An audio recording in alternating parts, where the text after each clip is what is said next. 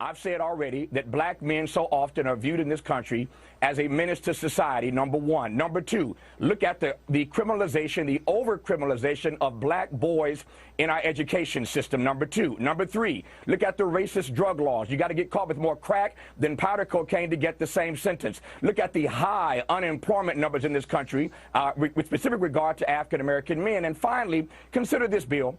The only reason why this case even was brought in the first place, the only reason why it ever came to trial is because there was a national hue and cry. If there were the value for black male life in America that there is for white male life in America, it wouldn't have required all that it took just to get this even, the charges even filed, the case even brought, Look, Bill. I'm glad the case came to trial. I think the trial was fair, and all the points you raise are societal problems where there is another side. There's genocide going on in Chicago, and it's blacks killing blacks, okay? Whites have nothing to do with it. I don't believe that America has contempt for black men. I believe a lot of the problem is generated by the blacks themselves who won't solve the problems of their neighborhoods.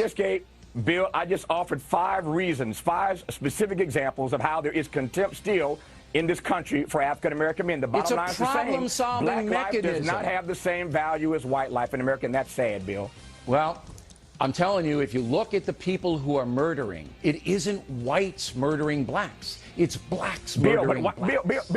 Bill, what are you not hearing? Blacks kill blacks. Yeah. Whites kill whites. Here's the bottom line. And they all do it with guns, and you ought to get on the right side of the gun control conversation. Right. Gun control is not going to solve the issue. What will solve the issue is federalizing all gun crimes. It will help. No, it wouldn't.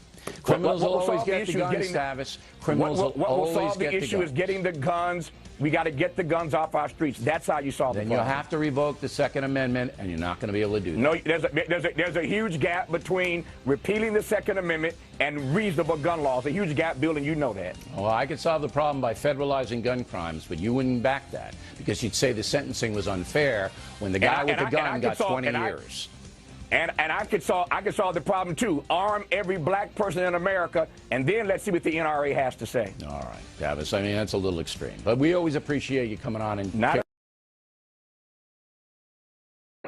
Yo, what up, Nyakos? It's your boy Philotko here. Going to make a quick video about gun control. Now, from the clip you just saw, I agree with both of them in different ways. Now, Bill O'Reilly, I know most people really just don't like him. You know, he's very right wing. You know, he's old, rich, mean-looking white man. But sometimes he has some good points, and I think people need to just listen to him sometimes and not just criticize everything he says because of his bad reputation. Like, I agree with him on federalizing gun crimes. You know, federalizing it, giving them more time in prison.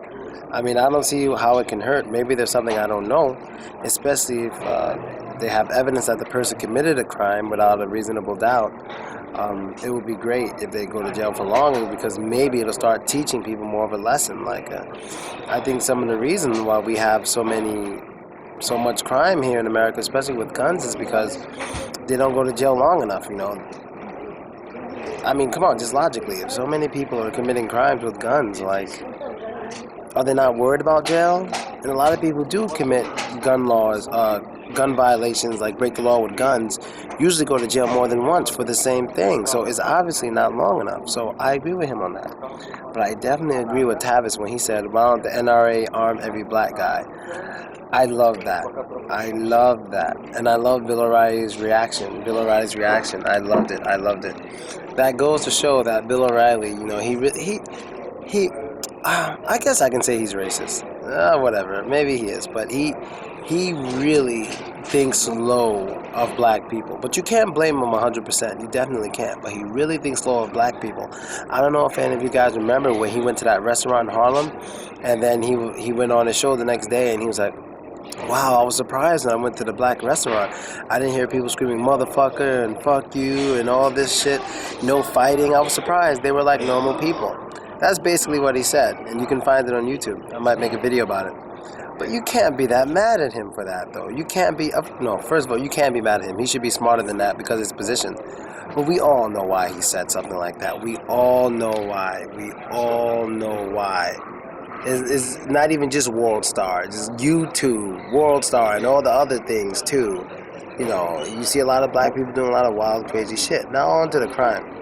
Tavis was focusing, he said a lot of times that most crime is black on black and white on white, which is true. But the problem that Tavis is kind of ignoring is that there is a lot of black on white, and there's more black on white than there is white on black. And gun violence crime I'm speaking about. And I think that's something that should be addressed. And I feel part of the reason why there's so much more black and white crime, like I said before, is because when black and white crime occurs, it doesn't get that much attention. And usually when some people do hear about it, like even white people who don't like it, they don't speak about it because they don't want to sound or look racist. That's what happens a lot of the time. Because when a black on white crime does occur, and it's in the news and stuff, you get your stupid ass skinheads or your KKK or whatever, and they start complaining. And then white people, the innocent, good white people who just want the crime to stop, don't want to complain with them because they don't want to be a part of them. They don't want to look racist. They don't want to look like they hate people, you know? So that's a problem we have. And Tavis is a very smart man. He's a very smart man. I like a lot of his points, but still, he's still one of those black people who just, it seems like he's not doing what he should be doing. Just like Don Lemon said, it all starts inside. If black people are to improve on everything we're doing in America, we need to start inside with us. We start, not other people, us. Us. We gotta get our families together. We gotta develop some kind of positive culture. We gotta take education more seriously. You think Chinese people are just known to be smart just because somebody just made that up? No. It's because their families put emphasis on education real hard. Real hard. That's why, like, you see jokes on the internet like, I got an A in my science exam, so my mom grounded me for 3 years. And he's Asian, of course. If he were black, that wouldn't be funny. No one would get it. But if he's Asian, they're going to get it. Because Asians put a big emphasis on education. Blacks, I think, what we emphasize on is more of getting money, but we usually go about it the wrong way. Like even me, for example, I didn't graduate college. I didn't graduate high school either. I mean, I'm finally getting money like I've always wanted, but I didn't get it the way I should have, like the safe way. I'm a gambler. I took a huge gamble. I was kind of, like, all my friends knew when I was coming up, I was kind of the one to always say, like, I'm going to be famous one day. I'm going to be famous, so, no matter what I do, I'm going to be famous. I always would tell my friends that. It's coming true slowly, but I was always able to support myself since I was 19 without a job. I've always had, whether it was acting, modeling, what else did I do? There's other things I did, but mostly acting and modeling is how I supported myself for years, making money, doing commercials for Macy's, JCPenney, and all that stuff. It was good money. I kind of miss it, but I'll try to get back into it when I get to New York. I'll try to get back into it. But I really think that's it for this video, man. Black people, we have to start inside. We really have to start inside, like with us, with our communities, our cultures, and our families, our fathers, our mothers too. Our mothers too. Don't just blame the fathers all the time. That's crap. Mothers too, because they picked the fathers. And that's basically it, people. Arm every black person. That was some good shit. Oh, wait, and my general opinion on gun control.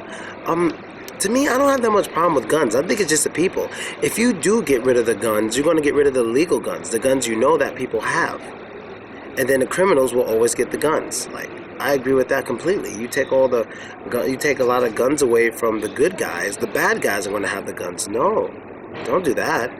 Don't do that. I mean, just think about it. Like, I know this might sound crazy, but like, when these kids start shooting and all this crazy shit, maybe if someone else had a gun, like a teacher or something, the kid would have been shot and it wouldn't have been that big of a deal.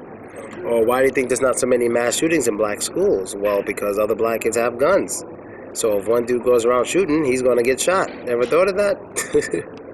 And that's basically it. I don't know if the whole black gun having in school thing is true. But hey, every black school I went to had metal detectors. Every white school I went to didn't. They might start switching that around. And I'm out. Later.